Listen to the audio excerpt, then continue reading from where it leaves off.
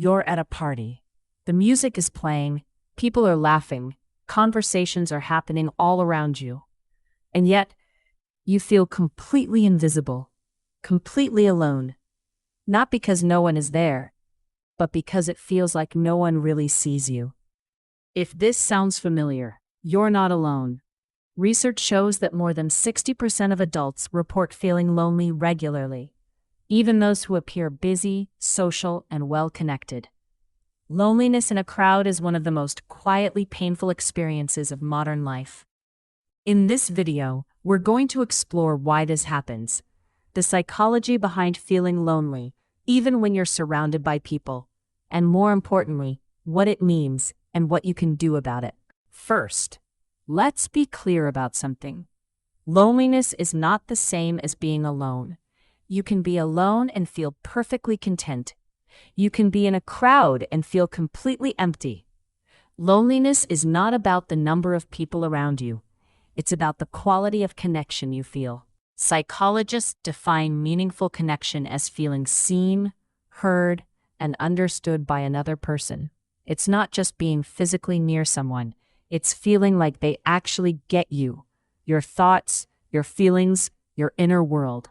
In modern social life, most of our interactions stay at the surface. Small talk, weather, work, weekend plans. We talk around things, not about things that really matter. And when every conversation stays shallow, the soul starts to starve. Many of us have learned to wear social masks. We say, "I'm fine," when we're not. We laugh when we feel like crying. We act busy, confident, put together, even when inside we feel lost. And the more we wear the mask, the less chance we give anyone to truly connect with us. Social media has made this worse. We now have hundreds, sometimes thousands of followers, friends, and connections online. But scrolling through a feed full of highlight reels doesn't create real belonging. In fact, research shows heavy social media use is strongly linked to increased feelings of loneliness. Here's something fascinating. Your brain processes loneliness the same way it processes physical pain. Neuroscientists have found that social rejection and exclusion activate the same regions of the brain as a physical injury. Loneliness literally hurts. From an evolutionary standpoint, this makes complete sense. Our ancestors needed the tribe to survive. Being separated from the group meant danger, maybe death.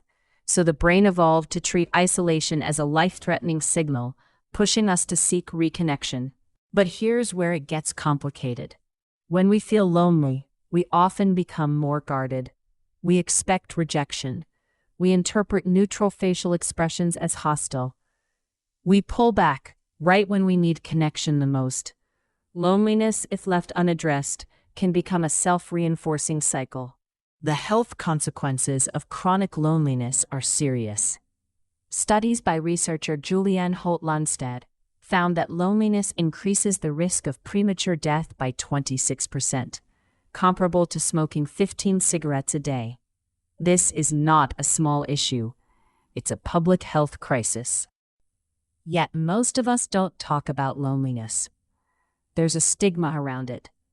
Admitting you're lonely can feel like admitting you're unlikable, unsuccessful, or broken. So we hide it. We perform contentment. And the loneliness quietly deepens. The most important first step is simply acknowledging it. Saying to yourself honestly, "I feel lonely." Not as a judgment, not as a flaw, but as information. A signal that something in your social life needs attention and care. When it comes to connection, quality matters infinitely more than quantity. One conversation where you feel truly heard is worth more than 100 shallow interactions. You don't need many friends, you need real ones. Real connection requires vulnerability. It means being willing to say more than "I'm fine," to share something true, to admit uncertainty. Vulnerability is not weakness. It's the door that connection walks through. You don't have to make grand gestures. Start small. Send a message to someone you've been thinking of. Ask a question you actually care about. Share something real. Small, consistent acts of reaching out build the bridges that loneliness breaks. One of the most profound gifts you can give and receive is full presence.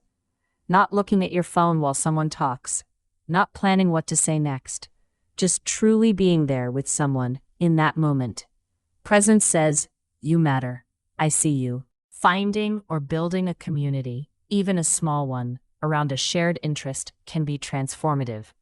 Book clubs, hiking groups, volunteering, online communities with real engagement. Belonging doesn't always require deep personal disclosure. Sometimes it just requires showing up in the same space repeatedly. Loneliness in a crowd is real. It's painful, and it's far more common than most people admit. But it is not permanent. Connection is possible, even for the most guarded, most isolated among us. It starts with honesty, with small steps, and with the courage to let someone see who you really are.